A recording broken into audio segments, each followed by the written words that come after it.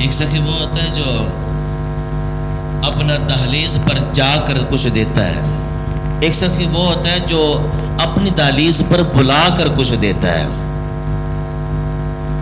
قرآن بھی سخی ہے، رمضان بھی سخی ہے، اور بیت اللہ بھی سخی ہے۔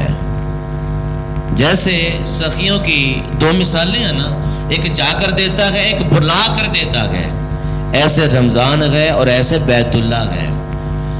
رمضان بھی سخی ہے اور بیت اللہ بھی سخی ہے، لیکن دونوں کی سخاوتوں میں فرق ہے۔ رمضان ایسا سخی ہے جو گھر گھر آ کر سخاوت کرتا ہے، گھر گھر آ کر نوازتا ہے۔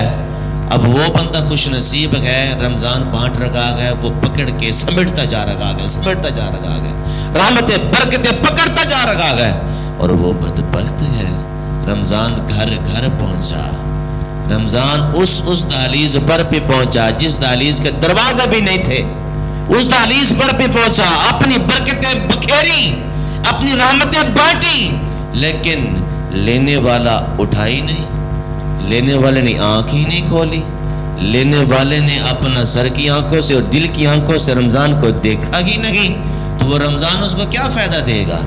رمضان فائدہ اس کو دے گا، رمضان میں کرنٹ ہے، رمضان میں برکتیں ہیں، رمضان میں رحمت ہے، لیکن فائدہ رمضان اسی کو دے گا جو رمضان کی برکتوں اور رحمتوں کو سمیٹنا چاہتا ہو۔